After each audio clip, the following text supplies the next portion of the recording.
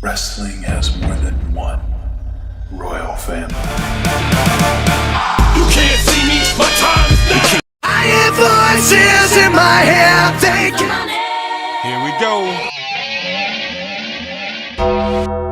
তো আজকে শুরুতেই আইসি টাইটেলের জন্য যে জবারদের ল্যাডার ম্যাচটা হচ্ছে সেটা নিয়ে কথা বলি। তো কালকের ফাইটফুল সিলেক্ট আর রেসেল বোর্ডসের তরফ থেকে নিউজ এসছে যে এই ম্যাচেতে ডাব্লিউডব্লিউই আরও কিছু পার্টিসিপেট অ্যাড করার প্ল্যান করছে। তো শুনে তো আমি খুশি হয়ে গেলাম, কারণ আমি তো একটা আইডিয়া ভেবে রেখেছিলাম যে যদি সেমাস এতে অ্যাড হয় তো খুবই ভালো হয়। তো শুনে খুবই খুশি হয়েছিলাম, কিন্তু তারপর জানতে পারলাম যে অ্যাকচুয়ালি কাদেরকে অ্যাড করতে চাইছে। তো না, সেমাস ফেমাস ওসব কিছু হবে না। ডাব্লিউডব্লিউই এই ম্যাচের মধ্যে স্ম্যাকডাউন আর ট্রিপল এ প্রমোশন থেকে কিছু রেসলারদের অ্যাড করতে চাইছে। তো বুঝতেই পারছো, স্ম্যাকডাউন থেকে যদি হয় তাহলে ইলিয়া ড্রাগন অফ বেকার বসে আছে, রে ফিনিক্স বেকার বসে আছে, অ্যালিস্টার ব্ল্যাক বেকার বসে আছে, ওরকম টাইপেরই কিছু জনকে নিয়ে নেবে। আর ট্রিপল এ প্রমোশন তো ভাই আর বলতেই হবে না, মিস্টার ইগুয়ানা, সাইকো ক্লাউন, এই দুজনকেই আমি চিনি। আরও কিছু আঁটু ঝাঁটু রেসলারদের ঢুকিয়ে দেবে। তো ও করে কি হবে, আমার এমনটা ফিল হচ্ছে যে 24/7 চ্যাম্পিয়নশিপের জন্য কিছু আঁটু ঝাঁটু জবার রেসলার রেসলম্যানিয়াতে একটা ল্যাডার ম্যাচেতে একে অপরের হাড়গোড় ভাঙবে, এরকম একটা ফিলিং আসছে। আর দেখো, আমি কাউকে অসম্মান করতে চাই না, প্রত্যেকটা রেসলারই খুবই পরিশ্রমী, আর এদেরকে আমি বেকার রেসলার বলছি ঠিকই, কিন্তু দেখো কিছু উপায়ও তো নেই, মানে এদেরকে ইউজ কীভাবে করা হয়েছে। পেন্টা, রুসেফ, জেডি ম্যাকডন এরা যখন এসছিল বড় 2-3 সপ্তাহ তো খুবই ভালো ছিল, কিন্তু এখন এদের অবস্থা খুবই খারাপ। তো আমরা কী করে এদেরকে সিরিয়াসভাবে নেবো, আমরা কী করে এদের প্রতি সাপোর্ট দেখাবো? মানে খারাপ না বলেও তো উপায় নেই। তোমরা কি সত্যিই এদেরকে দেখতে চাও? তোমাদের কি বিন্দুমাত্র ইন্টারেস্ট রয়েছে যে ভোরবেলা উঠে তোমরা নিজেদের ঘুমের 12টা বাজিয়ে সেখানে এই লুঙ্গি পুঙ্গিদের ম্যাচ দেখতে আসবে? এমনিতেই গরমকালে ঘুম আসতে চায় না, যদিও বা ঘুম আসে তো ঘুম ভাঙতে চায় না। তো ভোরবেলায় ঘুম কামাই করে উঠে এই এদের তোমাদের লম্পজম্প দেখতে হবে, যাদেরকে কেউ সিরিয়াসভাবে নেয় না। আর এই যে কালো পেন্সিলটা রয়েছে, যেটা দিয়ে ঠিক করে লেখাও যায় না, এই আইসো স্পিডের কথা বলছি, এ তো ব্রাশ নাকাল দিয়ে এলেনাইটকে মেরে দেয়। আর রেসলম্যানিয়াতে ম্যাচ হবে একটা 6-man ট্যাগ টিম ম্যাচ, তো সেটার স্টোরি লাইন বিল্ড আপ করা শুরু হয়ে গেছে। আইসো স্পিড লাইভ স্ট্রিমিং করে, কি করে জানি না, আমি আজ পর্যন্ত কোনো লাইভ স্ট্রিমিং দেখিনি কি করে অ্যাকচুয়ালি। একে যতদূর আমি মিম থেকেই চিনি। তো লাইভ স্ট্রিমিং করছিল, কিছু একটা তো করছিল, তো এলেনাইট সেখানে আসে। এলেনাইট কী করে, আইসো স্পিডের পুরো গেমিং সেট আপ, তো অ্যাকচুয়ালি হ্যাঁ, পুরো যে সমস্ত সেট আপ ছিল সমস্ত সেট আপ বিগড়ে দেয়, আইসো স্পিডকে ধরে ক্যামেরার দিকে ছুড়ে দেয়, আর আইসো স্পিডের ঠোঁট কেটে যায়, মানে তার পুরো সেট আপটাই পুরো নষ্ট করে দেয়। এলেনাইট তার বদলা নিতে এসছে। তো দেখেও খুবই ভালো লাগলো। সোশ্যাল মিডিয়াতে এখন ফিউড কন্টিনিউ চলছে বা ফিউডের সূত্রপাত হচ্ছে। এবার এখান থেকেই আমরা রয়্যাল এপিসোডেতে আইসো স্পিডকে দেখতে পাবো। আর আইসো স্পিডকে মার খেতে থেকে কিন্তু খুবই মজা পাওয়া যায়। আর এলেনাইট তো খালি তাকে ধরে ছুঁড়ে ফেলে দিয়েছে, আর ওইটুকুতে তো কিছু হওয়ারও নেই। রেসলম্যানিয়াতে যখন মার খাবে তখন বেশি ভালো লাগবে। আর ড্রু ম্যাকিন্টায়ারের বাস্তব জীবনে একটা স্যাড নিউজ রয়েছে, তার যে বিড়াল ছিল, পোষা বিড়াল, সে মারা গেছে। তো এটা অনেকটা তো বলতে পারো যে সিএম পাঙ্কের মতো সিমিলার। ড্রু ম্যাকিন্টায়ারের একটা পোষা কালো বিড়াল রয়েছে, সিএম পাঙ্কের একটা পোষা কালো কুকুর ছিল, আর কুকুরটা এত ছোট সাইজের যে বিড়ালের মতোই সাইজ, সে ছিল ল্যারি, সেও মারা গেছে। আর ড্রু ম্যাকিন্টায়ারের বিড়ালটাও মারা গেছে, শুধু পার্থক্য এটাই, ওর সিএম পাঙ্কে ছিল কুকুর আর ড্রু ম্যাকিন্টায়ারের কাছে রয়েছে কালো বিড়াল, মানে হচ্ছে ব্ল্যাক পুসি। ব্ল্যাক পুসি তো আমাদের দেশে পাওয়া যায়, ওদের ওখানে তো সবই হোয়াইট পিঙ্ক। আর ড্রু ম্যাকিন্টায়ার একটা পডকাস্ট শোতে এসেছিল, আর সেখানে সে বেশ কিছু ছোটোখাটো কথা রিভিল করে। তো সে বলে যে সে অ্যাকচুয়ালি চায় বাস্তব জীবনে, মানে সে নিক অল্টিসের সাথে আনস্যানসার্ড ম্যাচটা করতে চায়, মানে যেটা জেকব ফাটুর এগেনস্টে হচ্ছে সেটা যদি নিক অল্টিসের এগেনস্টে হতো বেশি ভালো হতো, কারণ সেই তার মাথা খারাপ করে রেখেছে একেবারে। আর দেখতে গেলে জেকব ফাটুর থেকে তো এটাই বেশি ভালো আইডিয়া হতো। নিক অল্টিসের ডেবিউ সে কবে থেকে হচ্ছে, এখনও হচ্ছেই না। টাকলা ভুলেই গেছে যে নিক অল্টিস একজন রেসলার, আর তাকে রেসলিং করানোর জন্য, মানে পার্ট টাইম রেসলিং করানোর জন্য নিয়ে আসা হয়েছিল বা অথরিটি ফিগারে, কিন্তু ভুলে গেছে। আর কিছু বলার হতো নেই, এমনি তো আচ্ছা আচ্ছা লোককে ভুলে যাচ্ছে, জন সিনাকে ভুলে যাচ্ছে, র্যান্ডি অর্টনকে ভুলে যাচ্ছে, তো এইগুলো বা কী জিনিস। আর তো এই ম্যাচটা যদি হতো তো ভালো হতো। দেখতে গেলে অ্যাকচুয়ালি স্টোরি লাইনে ফিটও বসছে, নিক অল্টিসের জন্য খুবই প্রবলেম হচ্ছে ড্রু ম্যাকিন্টায়ারের, যার ফলে এদের মধ্যে রেসলম্যানিয়াতে ম্যাচ হতো, নিক অল্টিসের ডেবিউ হয়ে যেত, আর ম্যাচটা একটু ভ্যালুও পেয়ে যেত। এটা বলতে পারো যে সেই শেষবার তো আমরা সেন ম্যাকম্যান ভার্সেস এজে স্টাইলসের মধ্যে এরকম টাইপের একটা ফিউড দেখতে পেয়েছিলাম। তারপরে হয়েছিল কয়েকটা, সেন ম্যাকম্যানই ছিল, কিন্তু সেগুলো অত জোরদার হয়নি। আর ড্রু ম্যাকিন্টায়ার এবার এমন একটা কথা বলে যেটা তো মানে আমরা তো বিশ্বাস করবোই না, মানে কেউই বিশ্বাস করবে না। সে এবার ড্রু ম্যাকিন্টায়ার বলছে যে ডাব্লিউডব্লিউই তাকে যেভাবে বুক করছে, যেরকম ম্যাচেস দিচ্ছে, যে স্টেজেতে তাকে রাখছে, ড্রু ম্যাকিন্টায়ার নাকি একেবারে স্যাটিসফাইড, সে খুশি। তো আচ্ছা এই ব্যাপার, মানে ড্রু ম্যাকিন্টায়ারের সাথে যে এত খারাপ জিনিস হচ্ছে, ড্রু ম্যাকিন্টায়ার বলছে ঠিকই আছে, সব চলছে, ভালোই লাগছে। তো ঠিক আছে, নাও, তোমার ভালো লাগছে তো ভালো লাগছে, যতদিনে তুমি বুঝবে ততদিনে তো তোমার রিটায়ারমেন্টের বয়স হয়ে যাবে। আর অ্যাকচুয়ালি দেখতে গেলে ডাব্লিউডব্লিউর সাথে যেহেতু কন্ট্রাক্টে রয়েছে, তো এই কথাগুলো বলতেই হবে। সে যদি মুখ ফসকেও কিছু রিয়াল কথা বলে ফেলে, তো তার সাথে এক তো খারাপ হচ্ছে, আরও বেশি করে খারাপ হবে। রিলিজ তো করবে না, উল্টে তাকে মানে যেটুকু মান ইজ্জত আছে সেটুকুও রাখবে না। তো বুঝতে পারছি ড্রু ম্যাকিন্টায়ারের সিচুয়েশানটা, মনে রয়েছে এক, কিন্তু বাধ্য হয়ে বলতে হচ্ছে আর এক। না হলে এই রকম বুকিং পাওয়ার পর কেউ তো ভাই খুশি হতেই পারে না। আর ক্রিস জেরিকো ডাব্লিউডব্লিউর জায়গায় AEW-কে চুজ করে তাতে রিটার্ন করে তো একেবারে শোরগোল ফেলে দিয়েছে। আর এখন ক্রিস জেরিকোর জন্য অফিসিয়াল করে দেওয়া হয়েছে যে এই ডায়নামাইটের শো যেটা হবে পরের সপ্তাহে, সেখানে সে তার রিটার্ন অ্যাড্রেস করবে, যে সে কেন কী উদ্দেশ্যে ফিরে এসছে। তার তো একটা কিছু একটা উদ্দেশ্য রয়েছে, যে হ্যাঁ ওয়ার্ল্ড টাইটেলের জন্য যাবো, বা আমি AEW দখল করতে এসেছি, এরকম টাইপের। আর সম্ভবত কর্নার স্টোন যে ট্রেডমার্কটা করেছিল সেইটা আমরা রিভিল হতে দেখতে পাবো। মেবি কোনো টিম হতে পারে কর্নার স্টোন, কিংবা এটা হয়তো তার নতুন গিমিক। আর এই পিকচারটা একবার দেখো, ক্রিস জেরিকো ডাব্লিউডব্লিউর দরজা থেকে বেরিয়ে একেবারে টনি খানের দরজায় চলে যাচ্ছে, ফিরে যাচ্ছে, আর ডাব্লিউডব্লিউর ভেতরে আগুন জ্বলছে। এটা অ্যাকচুয়ালি একদম বাস্তব জিনিস, ডাব্লিউডব্লিউতে মানে মুখের কাছে এসেও পেলো না। ক্রিস জেরিকো শেষ মোমেন্টে তার ডিসিশন চেঞ্জ করে না আর ডাব্লিউডব্লিউকে জ্বালিয়ে দেয়।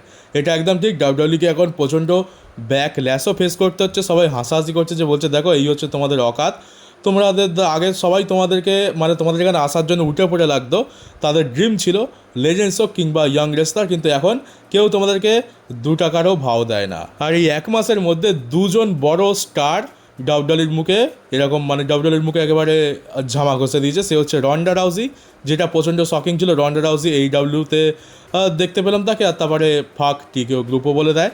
আর তারপরে ক্রিস জেরিকো, যেটা অলমোস্ট কনফার্ম ছিল যে ডাব্লিউডব্লিউতে দেখতে পাবো, সেও টাকলাকে তার নিজের আসল জায়গাটা কোথায় সেটা দেখিয়ে দিয়েছে ভালো করে। তো এখন তো বেশ ভালোই চলছে। আর টনি খানের জন্য বলতে পারো বিজনেসের দিক দিয়ে হোক, ফ্যান্সদের ইমোশনের দিক দিয়ে হোক, কিংবা রেসলিংয়ের দিক দিয়ে হোক, এটা অনেক বড় উইন। রন্ডা রাউজি আর ক্রিস জেরিকো অনেক বড় দুটো নাম, যারা একসময় ডাব্লিউডব্লিউতেও ছিল আর ডাব্লিউডব্লিউতে অনেক নাম কামিয়েছে। এটা তো অ্যাকচুয়ালি ডাব্লিউডব্লিউরই প্রপার্টি ছিল এককালে, কিন্তু এখন পুরোপুরি টার্ন করে গেছে। আর আরেকটা জিনিস ছোট্ট করে কভার করে দিই, যে AEW যে কলিউশনের শোটা রবিবার হয়, ওটা আজকেরই করিয়ে দিচ্ছে। সম্ভবত ইস্টার সানডে রয়েছে, সেই জন্যই ছুটি দিতে চাইছে হয়তো সুপারস্টারদের, সেই জন্য আজকের করিয়ে দিয়েছে ওটা।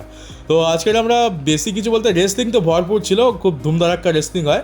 আর এজ আর ক্রিস্টানকে দেখতে পাই যে FTR-কে খুঁজে পায়নি, তাই সিকিউরিটি গার্ডকেই আজকের স্যান্ডউইচ বানিয়ে দেয়।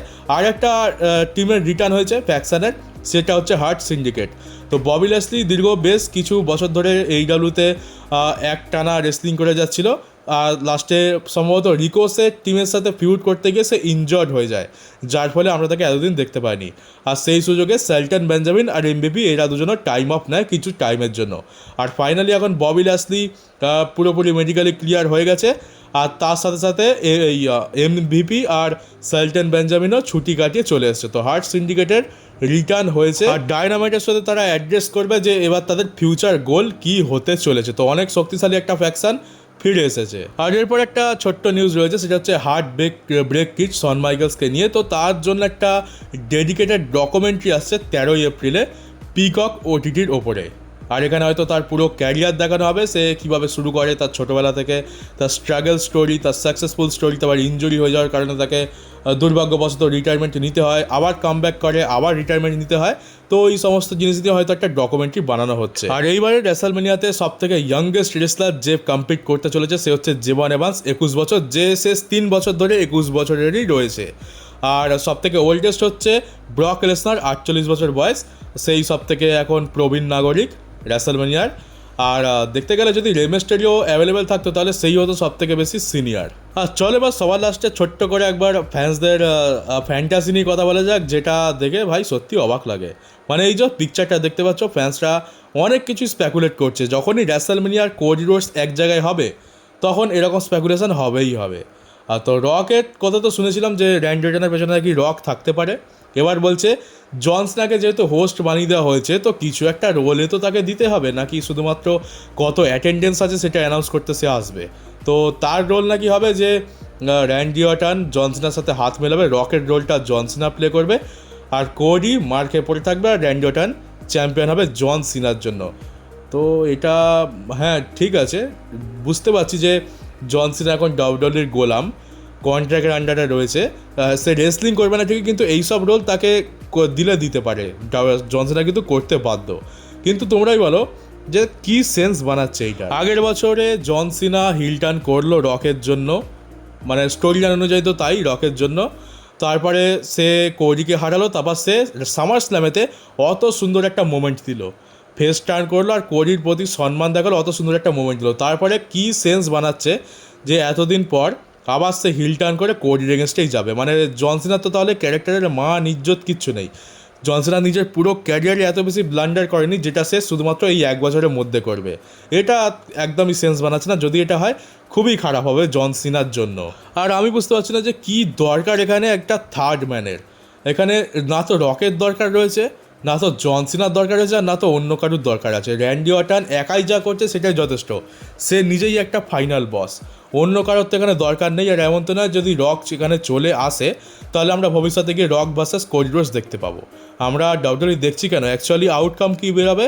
আজ যদি তোমার সাথে আমার ঝামেলা হয়েও থাকে, 1 বছর পর গিয়ে হলেও তোমার সাথে আমার ম্যাচ হবে। কিন্তু কোডির সাথে সেই 2024 সাল থেকে ঝামেলা চলছে, 2024 হলো 25 হলো, এখনও পর্যন্ত রকের কোনো ম্যাচ হয়নি আর ভবিষ্যতে হবেও না। তাহলে কি আমাদের সেরকম ফিল আসে না, খালি ফাইনাল বস এসছে এটা নিয়ে আমরা খুশি থাকি। তো এইগুলো করানোর কোনো মানে হয় না। বিশেষ করে যদি বলো তো জন সিনার ক্ষেত্রে, জন সিনার হিল টার্ন আমরা দেখে নিয়েছি, জন সিনার হিল হিসাবে একদমই মানাচ্ছে না আর করার দরকারও নেই। ওই হোস্ট হিসাবে রয়েছে, রেসলম্যানিয়াতে ওপেনিং করবে শো, টাকলার জায়গায় ওপেনিং করবে, তারপরে অ্যাটেন্ডেন্স বলবে, তাছাড়া কিছু রিটার্নের ক্ষেত্রে বা কিছু একটা সেগমেন্টও দিয়ে দিতে পারে, যেমন সেগমেন্ট আমরা রকের 2016 সালে দেখতে পেয়েছিলাম, ওরকম একটা সেগমেন্টও দিতে পারে লেজেন্ডসদেরকে নিয়ে।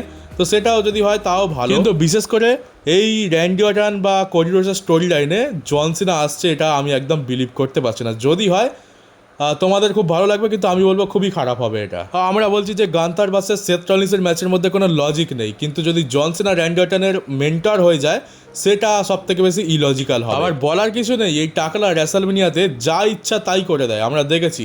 মানে কোনো লজিক নেই। জন সিনার হিল টার্নটাও তো দরকার ছিল না, কিন্তু করিয়ে দিল, কারণ টিকিট বিক্রি করতে হবে।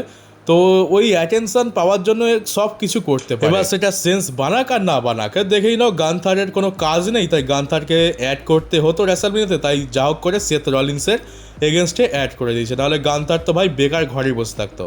এই রকম টাইপের কাজ এখন হচ্ছে। তো জানি না ভাই ফ্যান্সরা এতবার ঠকে যাওয়ার পরেও কি করে এরকম একটা জিনিস মাথায় আনতে পারে, কিভাবে এরকম স্পেকুলেট করতে পারে, যেখানে এই সপ্তাহে কি হচ্ছে পরের সপ্তাহে গিয়ে তার কোনো লিঙ্ক থাকছে না। সেখানে এত বড় একটা জিনিস ঘটাবে, তারপর সেটার একটা ফাইনাল আউটকাম বেরোবে, এটা আমার মনে হয় না। টাকলা এত বেশি খাটবেও না, এত বেশি এফর্ট দেবেও না, সিম্পল যেটা হয় সেটা করে দেবে। আর মনে রাখবে একটা জিনিস, যে টাকলা যা করে শুধুমাত্র টিকিট বিক্রি করার জন্য করে আর বিজনেস করার জন্য করে। আর এই যে জিনিসটার কথা বলছো, এটা তো রেসলম্যানিয়াতে হবে। তো রেসলম্যানিয়ার দিনই যদি এটা হয় তাহলে রেসলম্যানিয়ার দিন তো আর টিকিট বিক্রি হবে না। যদি এটা করাতে হয় তাহলে রেসলম্যানিয়ার আগেই করাতে হবে, একমাত্র তাহলেই টিকিট বিক্রি হওয়ার চান্সটা বেশি থাকবে। আর তো চলো গাইস, ভিডিওটা এখানে শেষ করি। কেমন লাগলো ভিডিওটা কমেন্ট বক্সে অবশ্যই জানিও। নতুন দেখলে চ্যানেলটাকে সাবস্ক্রাইব করে নোটিফিকেশন বেলটাকে অন করে দিও, আর পারলে শেয়ারও করে দিও ভিডিওটাকে। তো চলো এবার দেখা হচ্ছে পরবর্তী একটা নিউজ ভিডিওতে।